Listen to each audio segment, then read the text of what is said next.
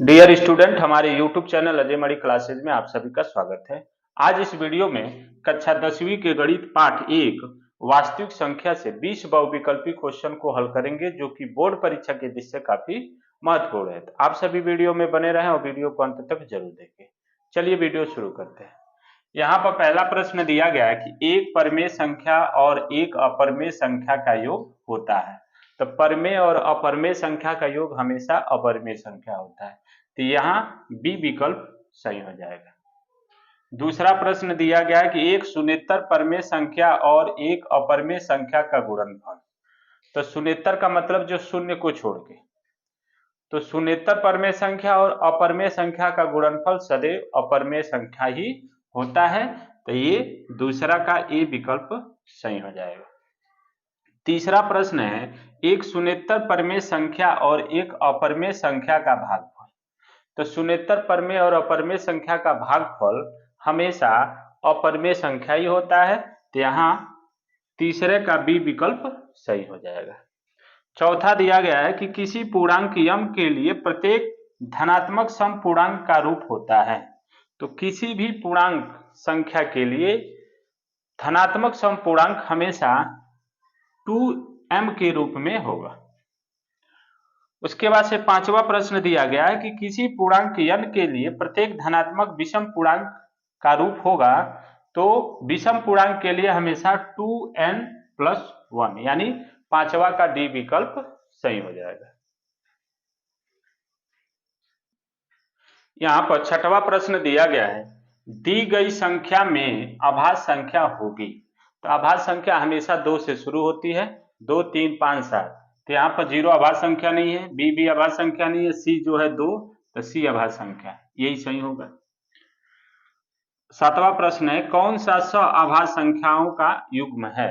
तो देखिए वह अभाज्य वह संख्या होती है जिसका मौसा 1 हो। तो यहाँ पर देखिए 18 और 25 का मौसा निकालेंगे तो 1 होगा। यहाँ 5 और 15 का मौसा 5 है, यहाँ 7 और 21 का मौसा 7 है, यहाँ 31, 93 का मौसा 31 है। तो इस प्रकार सातवें का विकल्प ए सही होगा, क्योंकि इसका मौसा 1 है, तो इसलिए यह अभाज्य संख्या है। आठवां है निम्न में अपरिमेय संख्या। तो देखिए ए में √25 है, तो √25 का वर्गमूल हो जाता है 5, तो ये परिमेय संख्या हो गया। ये बी जो होगा अपरिमेय संख्या होगा। नौवां है निम्न में परिमेय संख्या है। तो देखिए √9 का वर्गमूल होता है 3, तो ये हो जाएगा 3 परिमेय संख्या, तो ये हो जाएगा नौवां का ए सही हो जाएगा। ये सभी अपरिमेय संख्या है। 10वां है प्रश्न 3.27 पर बार है, तो ये कौन सी संख्या है। तो ये संख्या हमेशा परिमेय संख्या होता है। परिमेय संख्या में शांत और अशांत 2 प्रकार के होते हैं, तो यहाँ 10वां का बी विकल्प सही हो जाएगा।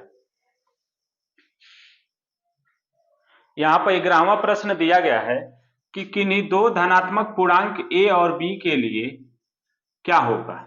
तो देखिए कोई भी धनात्मक पूर्णांक है तो उन दोनों संख्याओं का गुणनफल उनके लसाअ और मौसा के गुणनफल के बराबर होता है। तो 11 का जो होगा वो डी विकल्प सही हो जाएगा। 12वां दिया गया है कि दिया है मौसा 99 और 153 का 9, तो लसाअ 99, 153 का ज्ञात करना है। तो देखिए सबसे अच्छा तरीका यहाँ पर है, मौसा दिया है 99, 153 का 9 दिया है, तो 9 से काटिए 11 बार में कटेगा, तो जो लसाअ होगा 11 और गुणे जो ये बचा 153, इसका गुणा करेंगे तो ये हो जाएगा 1683। इस प्रकार यहाँ पर डी विकल्प 12 का डी विकल्प सही होगा। अगला जो है 13वां प्रश्न 15, 18 और 24 का लसाअ।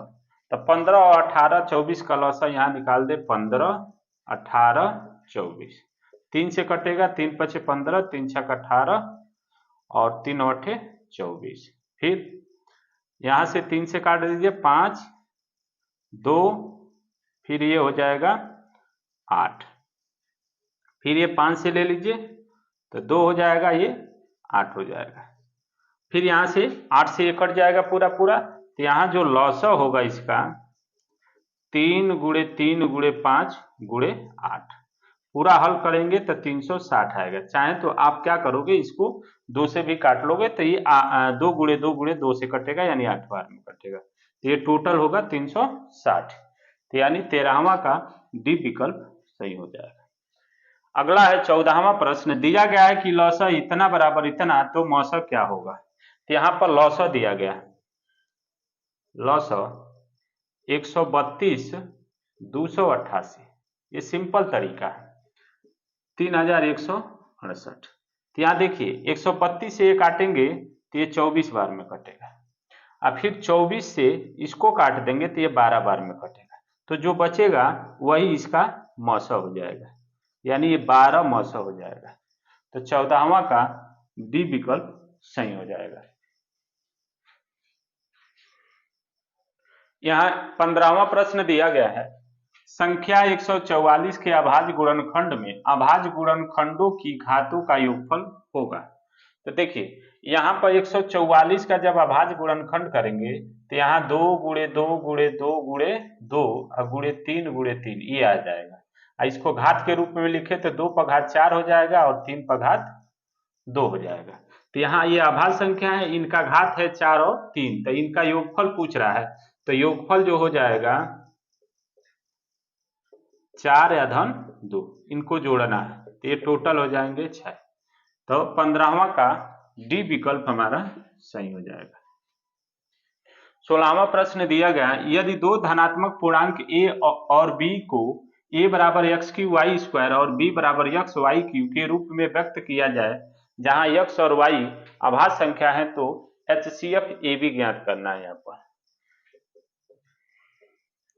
तो देखिए यहाँ पर a बराबर दिया है x³ y² और b बराबर दिया है xy³, इसका HCF निकालना है हमको AB। तो लौसा में हम क्या करते हैं, न्यूनतम घात HCF में हम न्यूनतम घात लेते हैं और LCF में हम अधिकतम घात लेते हैं। तो देखिए यहाँ 3 घात है, यहाँ 1 घात है तो हम x लेंगे, यहाँ पर 3 घात, यहाँ 2 घात है तो यहाँ y² 2 घात लेंगे। तो इस प्रकार इसका HCF xy² होगा, यानी 16 का बी विकल्प सही हो जाएगा।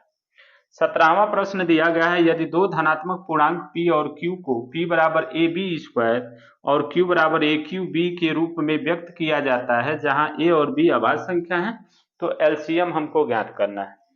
तो यहाँ पर p बराबर दिया है AB² और q बराबर AQB दिया है, तो LCM PQ निकालना है। तो यहाँ a और यहाँ 1 घात है, यहाँ 3 घात है, तो LCM में हम अधिकतम घात लेते हैं, तो यहाँ पर AQ हो जाएगा, यहाँ 2 घात है, यहाँ पर 1 घात है, तो यहाँ B² हो जाएगा। तो इसका हमारा C विकल्प सही हो जाएगा। यहाँ पर 18वां प्रश्न दिया गया है, शांत दशमलव संख्या में व्यक्त हो सकने वाली प्रमेय संख्या। तो जो शांत संख्या होती है, शांत दशमलव जो होता है उसका जो हर होता है 2 पर पावर m या 5 पर पावर n या 2 पर पावर n गुणे 5 पर पावर n के रूप में होता है। यदि कोई संख्या का हर इस रूप में है तो वह शांत है। तो चलिए इसको चेक कर लेते हैं। यहाँ 210 है, तो इसको लिख सकते 2 गुणे 3 गुणे 5 गुणे 7, इस रूप में नहीं है तो ये शांत नहीं होगा। बी का भी हर इस रूप में नहीं है तो ये भी शांत नहीं होगा। यहाँ देख लेते हैं 3125 का, तो 5 गुणे 5 गुणे 5 गुणे 5 गुणे 5, तो ये हो जाएगा 5 पर घात 5, ये इस रूप में है, अर्थात ये शांत होगा। तो 18वां का सी विकल्प सही हो जाएगा। अब 19 नंबर दिया गया है, हर के 2 पर घात m गुणे 5 पर घात n के रूप के आधार पर ज्ञात कीजिए कि 1458 बटे 1250 का दशमलव प्रसार कितने स्थान तक होगा। तो सबसे पहले जो संख्या दी गई होती है उसके हर का हम इस रूप में बना लेते हैं। तो 1250 का जब अभाज्य गुणनखंड करेंगे तो यहाँ 2 गुणे 5 गुणे 5 गुणे 5 गुणे 5, यानी 2 गुणे 5 पर घात 5। अब इस संख्या में जिस संख्या का घात ज्यादा होगा तो उसका प्रसार स्थान उतना ही होगा। यहाँ 4 होगा, देखिए यहाँ पर एक घात है, यहाँ 4 है, यानी ये ज्यादा है तो इसका प्रसार स्थान कितना होगा, 4 होगा। तो ये डी विकल्प सही हो जाएगा। 20वां भी दिया गया है, 731/625 के दशमलव प्रसार में अंकों की संख्या होगी। तो इसको देखिए, ये हर है तो इसको भी अभाज्य गुणनखंड कर ले तो ये 5 गुणे 5 गुणे 5 गुणे 5, तो इसको लिख सकते हैं 2 पर घात 0 गुणे 5 पर घात 4। तो इसमें भी 5 पर अधिकतम घात है यानी 4 है, तो इसका भी दशमलव प्रसार का स्थान जो होगा वह 4 हो जाएगा। तो वीडियो कैसा लगा? वीडियो अच्छा लगा तो लाइक करें, हमारे चैनल पर नए तो हमारे चैनल को सब्सक्राइब जरूर करें।